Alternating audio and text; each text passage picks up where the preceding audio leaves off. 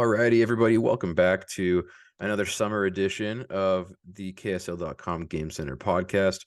We are once again joined by Ryan Miller, joining us from beautiful Las Vegas, Nevada. How you doing today, Ryan? I don't know if I'd call it beautiful out here, unless you love scorching heat. But yeah, doing good. About to head home to also scorching hot Utah. Apparently it's skyrocketed over the weekend. So, woo, Yep, heat. indeed, scorching hot wherever you are across the U.S. right now. It sounds like we're kind of tiptoeing that 100-degree line here in Salt Lake as well. So not too much better. However, hopefully you've gotten your fair share of air-conditioned gyms this weekend, watching a little bit of Summer League, and that's why we're coming at you today to talk about what we've seen through the first two games of the Jazz Summer League team. Kind of get some reactions about that because I think it's been pretty fun so far, especially talking about one of the Jazz first round picks, Keyonte George, who has, for lack of a better term, just been kind of lighting it up down there in Vegas. Yeah, very very fun couple games for Keyonte. And yeah, kind of going back to Salt Lake Summer League. As much as I love that, that was pretty unwatchable at times. Just bad basketball. Like you could tell all the teams just didn't know each other. There was rough moments. It was boring a lot of times. Coming down here, that first game, like it was a good basketball game. And as you said, Keontae George has popped, like absolutely popped. It's like 33 points, 10 assists, like leading an offense, completely controlling everything. He was unreal that first night. Kind of crazy that we're looking at like he had 26 points, 7 assists last night or Monday, 9 of 15 shooting, 5 of 10 from deep, and we're all like, meh, he was better on Saturday. like when you're putting up that kind of production and it's like almost it's not impressive at that point, that's you might have found a player. And uh that's kind of what the Jazz are at right now. Keontae George has been good. Defensively, yeah, really bad. It is what it is. He's 6'4", super skinny, but offensively, he might be something pretty dang special. I was really intrigued going into last night's game just to see how he would respond from such like a blow up moment. Like suddenly his name's everywhere on social media, like national people are talking about him on podcasts. Like I was very intrigued to see how he would respond to go up immediately. Like scored 19 or 18 points, I think, in the first half. Really went on a heater at the beginning of the second quarter. Like he has something about him offensively that's fun and electric. His ceiling's obviously going to be determined by what he can do on the defensive end, but it's summer league. I'm only looking at positives. There's no real reason to look at negatives. They've got months and months and years to build up their strengths. And right now he's built up their weaknesses. And right now he's looking pretty dang good for what he's already at. Certainly, and I know part of the story that you mentioned after that first game was kind of how he feels like he was a little bit underrated coming through the draft, and he feels like he has something to prove. I know one of the storylines from the Jazz coming out of the draft was that they didn't underrate him at all. They had him in their top 10 prospects, and I'm curious. Do you think that from his perspective, knowing that the team he ended up going to valued him so highly? I mean, that's got to help as far as just feeling like you belong and you're wanted somewhere, right? Yeah, and he said that it made him feel good that he was wanted. And also I think what we're seeing is just a guy that's maybe in a better position than he was in college. Like that's why scouting is sometimes like it's not a great science, because it's like Keontae George essentially played as a 6'4" small forward at Baylor. Right now, he is like you didn't see these point guard skills because he never was asked to play point guard. I went and talked to like his AAU coach right after the draft, and he said he's like no, he's got point guard skills. Like he will be a point guard in that league. We saw it every day. They just didn't do it at Baylor. And like, so you're seeing that now. Like, it's just, okay, yeah, he's got those skills.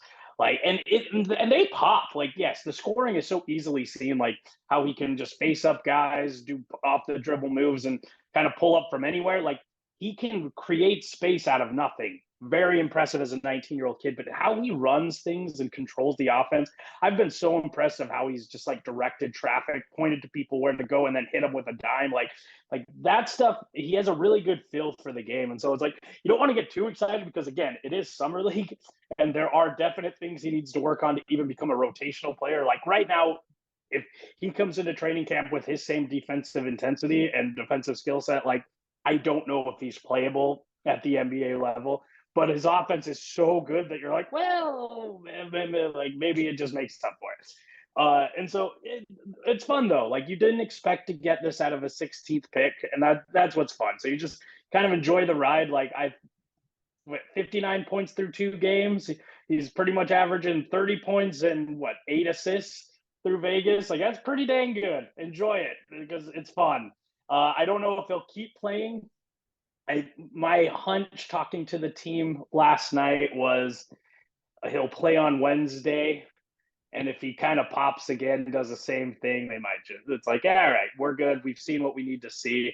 But again, like, this kid hasn't played basketball for, since the end of the season, hasn't played 5-on-5. So I think he's just kind of enjoying playing right now. And yeah, and it's fun to watch because he's enjoying it so much. He's smiling, he's dabbing up people in the stands. Like, it kind of like he knows he belongs, and that's the attitude you got to have if you really are going to make a mark in this league. No, definitely. And you already kind of touched on a little bit of what I was going to go into next of, like, how does this project, going into the season? You mentioned, I mean, obviously there's, things he can improve on. There's other guys on the team, at his position. But I'm kind of curious in general, like looking at summer league as like a concept, right? Like how much stock do you put in it? I guess, I mean, obviously he's come in as a rookie and done really well. A lot of guys don't do this one summer league till their second year. And then also, are there any other guys, speaking of summer league, that are playing for this Jazz squad that you've maybe been a little bit impressed by? Go to your first question. Like, the concept of summer league, yeah, like, how much does it really matter? Like, if you look at like the history of summer league, you have like Anthony Morrow, Von Wafer, Anthony Randolph, and Marcus Banks are your 4 highest scoring gamers, like 40 plus huge haters that it's like, oh yeah, that's fun. I know Stephen Curry was awful his first couple games in summer league. That turned out pretty decent. Like, uh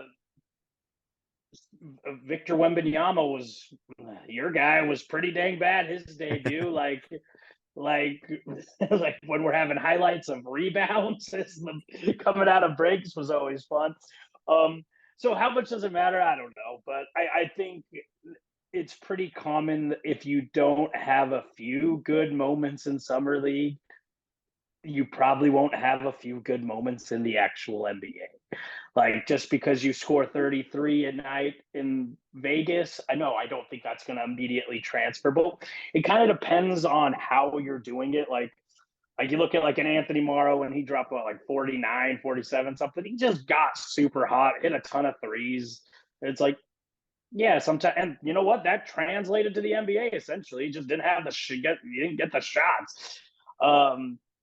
What Keyonte's doing, you see that it probably will translate to a little bit. Like, especially like Minnesota had some guys. Like, these were grown men. Like, sometimes you go into summer league and it's like, yeah, this is just glorified like college, like with better spacing because the offenses are better and everyone's a little bit more skilled. But like, the sizes of the players aren't drastically different. Minnesota's dudes, they were dudes. Like, those were grown men, and you could tell that it bothered him physically, but he also found ways to make it work. He found ways to create space, found ways to like to get open at the rim. Like, he really started having a really quick hit off of 1 foot finish that it did like 2 or 3 times.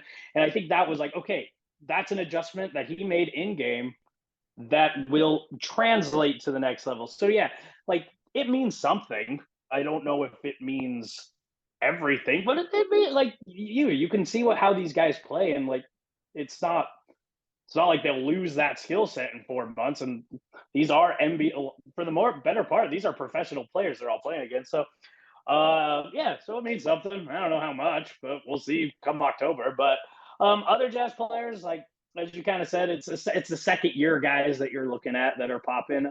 Johnny Juzang's been really good. Really shot the ball really well. That's good. He's going to have to do that to stick in the league. Micah Potter's had some good moments. Lucas Samah, they dang it. Sarah Todd from the Desert News has been saying sandwich the whole dang week, and now I'm about to say Samanich. He's had some good moments.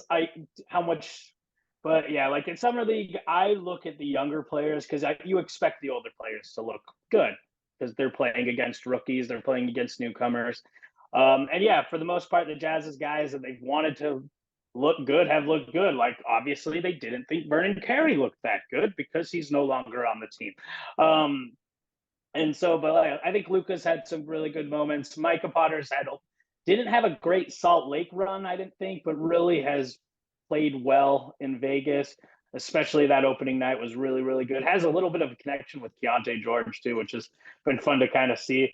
Like when you're looking at how things translate, it's like okay, throw Walker Kessler into the Micah Potter run, and it's like that could be fun as a rim runner. All right, they might have something. Yeah. Like and so yeah, like it's fun to imagine. Again, who knows how much any of this matters, but it's fun.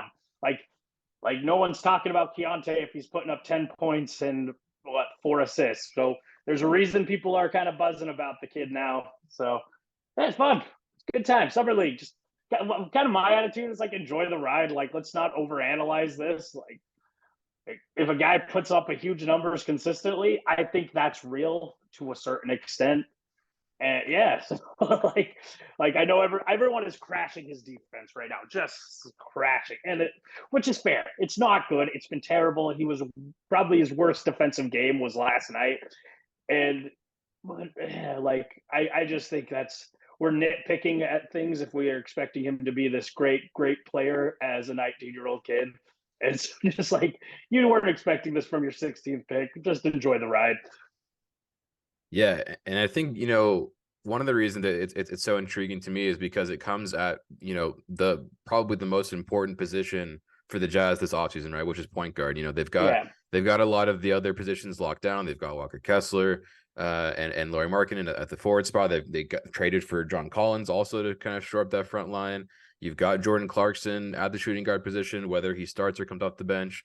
And then you're kind of looking at that point guard position, right? And so seeing a guy like Keyonte, as young as he is and as promising as he is, I'm sure Jazz fans and Jazz front office gotta love to see that.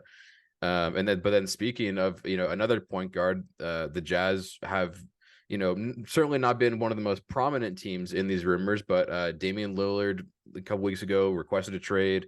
I'm sure every team in the NBA has tried to throw their hat into the ring to get a guard, a player of the caliber of Damian Lillard, and the Jazz are in a bit of a unique situation, both having all the assets in order to put together a tempting trade for the Trailblazers, and then also having the unique role of being one of the former locations that Dame played at coming out of Weber State. So I'm curious, have you heard anything from the Jazz, and in your opinion, is there any water to that of the Jazz throwing their hat in the ring? No. Mostly this is what it comes down to. They're not willing to give a superstar package for Damian Lillard. If the price goes down, sure. Like if they simply just have to beat Miami's best offer by like adding in a protected first round pick, sure. They'll do that. Like if it's just really cheap. But other than that, no. They're not going to throw everything out at Damian Lillard. I think the age is there that just it doesn't really make sense for him. But again, get him on a discount. Why the heck not? Type thing. But yeah, like unless it's really a severe discount, I don't see them doing it. I know they kind of kicked the tires a little bit about it, but from what I have got from this week, just around the team, is that is not something they're actively pursuing. Yeah, and I think certainly as far as the Damian Lillard trade goes in general, things have kind of died down. It looks like it'll be kind of more of a long-term situation. Just Yeah, when you're hosting press conferences, talking about a trade situation, it's like, yeah, yeah, yeah, it is one of those things. It'll be months long. My guess is that he'll still end up in Miami, but they're gonna try to maximize his value a little bit more. But yeah, it's kind of one of those things I don't think a lot of teams want to deal with. Just seems like a mess. So it's like, yeah, whatever. Like, is what it is. Portland wants 4 first round picks and 2 young players. I think was the kind of the like, and they're like the Jazz aren't even going to come close to that. They'd give them maybe 2 unprotecteds and 1 young player, maybe like that's, and then a lot of salary matching, and they have a lot of salary match guys that you could be like, oh yeah, yeah, but no, like it would be pretty. They're gonna get him at a discount if they're getting him. So like, I don't think it's happening. yeah. And I mean, the good news is from the Jazz perspective, seeing Keyonte George playing like he is, it makes it a little easier to not pay attention to those to that temptation to trade everything, right? I mean, if you're able, if you have these promising guys in house, right, that you feel like you're able Yeah, to grow organically, and every sign points to that so far for the Jazz. They're not gonna be whimsical. Obviously there's a plan to all of this. And yeah, I mean, in the meantime, sure, having a lot of fun watching this 19-year-old kid ball out down in Vegas. yeah, and they'll obviously there's gonna be other players like. They're always like, how many superstars request trades every year? It seems at least 2 or 3 at this point. So there will be other players on the horizon, and when that happens, they'll be involved. Like, and they're probably going to be involved in some way in this one, maybe. Like, they're like Danny Ainge does like Tyler Hero, from what I understand. So, like, the Jazz very well might be part of that trade, but just not getting Dame. So, yeah, that's the thing where the Jazz's current position, they'll be involved in like pretty much every major move, at least in discussions. Who knows if they're like, they won't be part of everyone, obviously, but no, they'll be in the conversation. They'll know what's happening. So yeah, we'll see. But yeah, I would put a very like low percentage on Damian Lillard coming to Utah. Unless it's just to come back for a Weber State alumni event. Yeah, come on back to Ogden. So are you sticking around for tomorrow's game as well, or are you headed back? Yeah, I'm actually about to head to the airport after we hang up on this one. So Okay, excellent. Well, thanks for hopping on, Ryan. I'm glad you were there taking those first couple of games and give us a little update on what's been going on, so Jazz fans can get their fix. awesome, man. Well, have a good one, buddy. Okay, you too, man.